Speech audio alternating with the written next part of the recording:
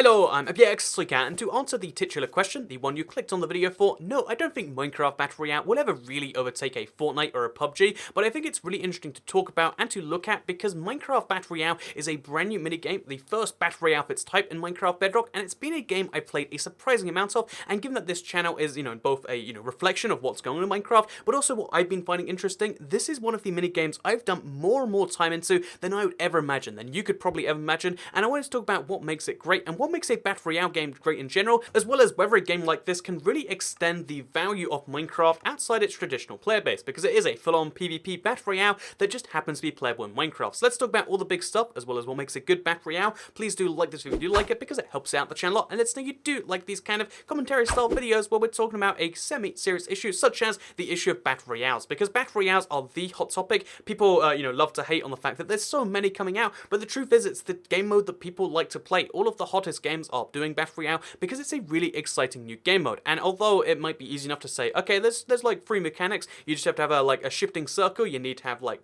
things you can drop, and you need to have lots of players. I think there's a lot more to it than that, and given the amount of Minecraft Battle Royale I'm playing, I figured I'd make today's video to kind of talk about what makes this one great, as well as what I think the key testing points for a Battle Royale game are, because there's going to be a lot of them coming out, competing for your wallet in general, and I wanted to let you know what I think will make the best ones great, and also in general just what makes what I've been playing a lot of fun, because maybe either you just play a lot of Minecraft and you think, what, is this Battle Royale worth playing? And I think the simple answer is yes, but in the background you'll see more of that. And you also might be curious as like, which of these games should I give a try? Which will be the next Fortnite? Because the truth about Battle Royale is there's always a new game knocking the next one off the block. So for instance, H1Z1 came out and it was just king of the hill for a while, as far as, I like that pun, but it was king of the hill in terms of Battle Royale because it just knocked the previous ones out of the water. Then PUBG came out and everyone was like, what's H1Z1 all about? And then Fortnite comes out and now PUBG looks so jealous of all the things it does. Even though, PUBG has sold 20+ million copies, it looks like small fry in comparison to Fortnite, and that same thing will eventually happen in terms of player base from Fortnite to the next game. And although, again, I like to pretend that Minecraft Battle Royale, like, it totally could overtake it, right? The truth is that even if it could, like, the server infrastructure is not there like Minecraft, it just can't actually handle that sort of thing, and as funny as it would be, like, if, Minecraft Battle Royale has, like, 16 million simultaneous players, it would be a little bit impossible in its own fun way. So let's talk about the things that do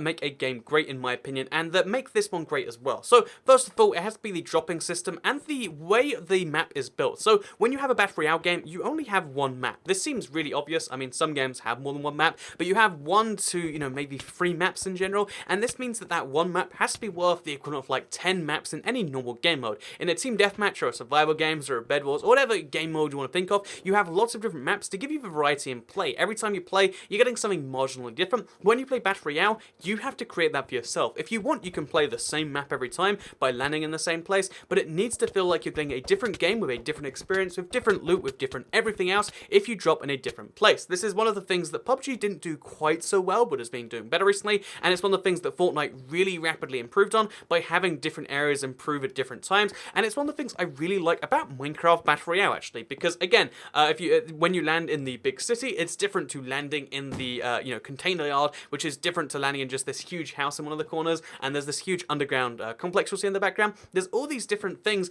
that actually do feel unique, and although they're not quite as unique as they could be, maybe there's a limitation to Minecraft being a real arena in terms of blocks you can use, it still does play great in that way. So yeah, I do quite like that personally. I also want to quickly mention, this video is not sponsored anyway, haven't been contacted by Lifeboat anyway, and I'm sure there's a lot of things in this video they won't like them saying about their server. It's just something where I'm like, I'm really impressed with this game mode, and I wanted to talk about it, because I like to talk about things that I like, and I think that's every human being ever, actually. Like, the stranger next to you on the bus that talks about how good, orange cheesecake is, or how, England did really well in that football game last night. It's the same kind of thing. Like, if you like something, you talk about it a bunch, and in this case, I also wanted to talk about not only the huge map that you spawn on, but also the way the game mechanics work, the weapon mechanics, because if you want to create depth in a Battle Royale, which you need to, because you expect people to play effectively the same game round after round after round, you need to have different weapons, so again, you can pick different runs, and you can kind of strategize differently. If there's just one best weapon in the game, which there arguably is here in the Ice Sword, but if there's just one good weapon, everyone uses that, and it's not fun, it's just try and find the good weapon. But in this case, there's something like 6 or 7 different weapons that I would consider worthwhile using. Plus, there's a few pieces of equipment. It's like, okay, so you can use the mace, which stuns people, really good for getting away.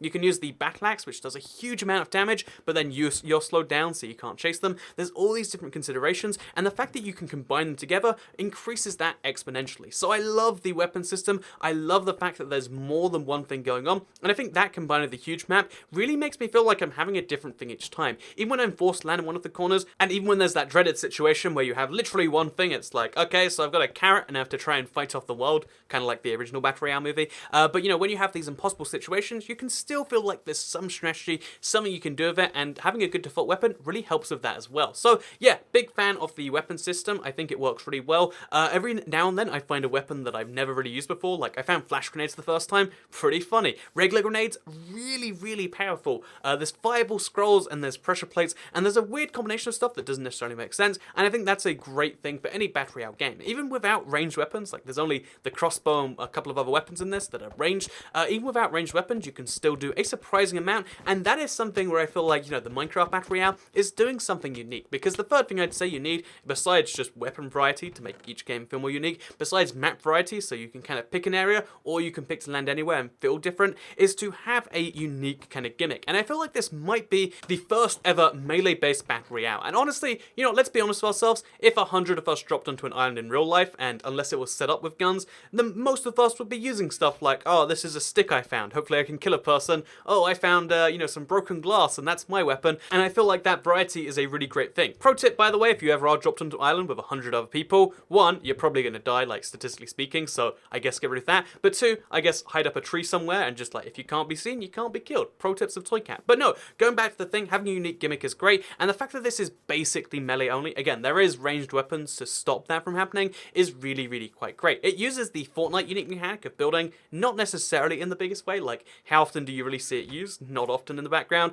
but the fact that it has it there does add some fun, adds some unique elements, but because it's melee only, it's mostly just down to like, okay, get within range of people, make the combat work, and it uses the existing Minecraft combat system, which can kind of be fascinating, adding a whole new layer to it, and it's really great. So melee-based Battle Royale is what makes this unique. Every Battle Royale that comes out from now on has to do something better than before. It has, you can't just be like, this is Fortnite, except we're slightly worse because we're a terrible development studio and we couldn't come up with good ideas. That's not going to cut it. You need to have something unique, and I think that's one of the things that makes, this Battle Royale especially great. So moving on from that, what's the final key component of like core gameplay that you need to make a Battle Royale great? And I would say that is an important end sequence. You need to have the barrier come in at a rate where there's going to be like an end kind of sequence, and where you're really scared, nervous, and where you're not sure if you're going to win, and where you really want to win in that end sequence. There's got to be something on the line. There's got to be some stuff going out, and I feel like, again, Lifeboat Battle Royale doesn't necessarily do this the best, but it does it in a really impressive pattern for a Minecraft minigame. Minecraft minigames are pretty much no stakes. Like, I haven't played a single game where I've been crazy invested into it, except with Battle Royale, I actually am. I'm like, if I win this, then this adds to my win counter somewhere, which they are tracking, gives you some ranking points, which apparently, I don't know where they're used on the server, but the fact that it is tracked is really kind of cool, and the fact that there is a real benefit to, winning that last fight, really great. The fact that there's usually 3 or 4 people in the end zone, and you don't want to be the first one to attack, because you'll be snuck up on. I love all these layers of strategy. It really keeps you on your toes, and it really makes the, the last circle quite enjoyable. Having that final thing be great is really what Battle Royale is all about, because you've got to bear in mind, the thing, Battle Royale, lots of people think it's like an evolution of the FPS. It's arguably an evolution of the horror game, because it's all about you trying to not be killed by other people. There could be, someone who's more powerful than you around any corner. It's all about finding prey to kill, like easy things to do, which isn't going to be easy. There's never an easy target. There's easier targets and there's harder targets,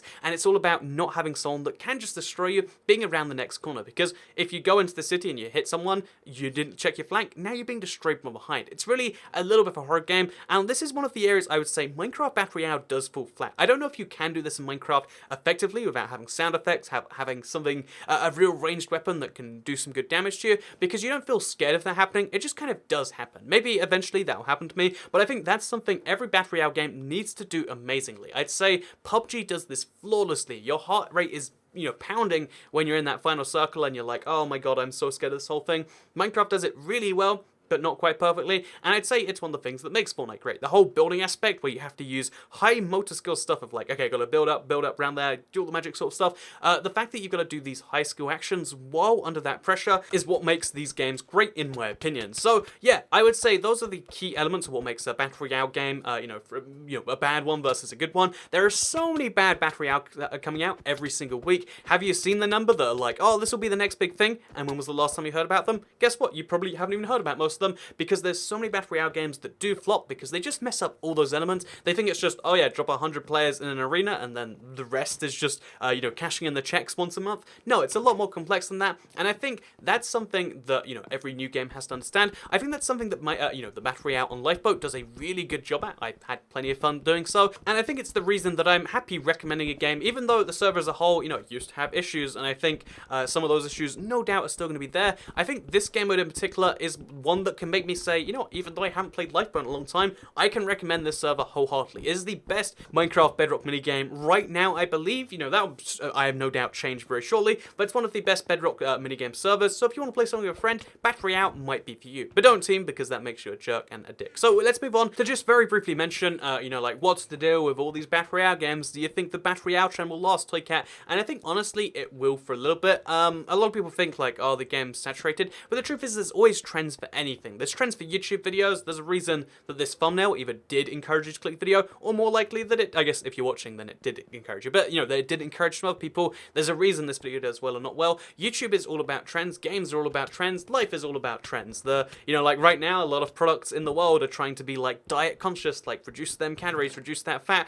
There's a whole bunch of trends that are always being followed because, humans as a whole, we have trends. We follow certain people on certain things. And yeah, I just wanted to kind of mention that at the end here because it's not necessarily a negative thing. I mean, you can't think about the direction of every single part of your life. You can't be like, I'm going to come up with the next new type of music and I'm going to look for someone doing that. No, you have to find someone that's already done it. Except the reality is you want to find someone who's done something slightly like what you already do like already. And there's just a billion examples of how that works. And I think it's good to break trends, but it's also acceptable to understand why they do exist. And it's something important I want to throw in here. And speaking of trends, why don't you like this video? Because it helps out the channel a lot and lets me know you'd really like it. Share it if you really like it. Subscribe if you're out here, because I will be a slightest one every single day on my channel. And if you, fun fact about, like YouTube trends is, how everyone says, like, favorite, subscribe at the end or whatever. If you do that in the same voice as normal, people literally zone it out. Everyone knows that, like, when people say that, it's like, well, this isn't intended for me. But if you try to do it in a different voice, like I did there by slowly making it harder and harder to hear,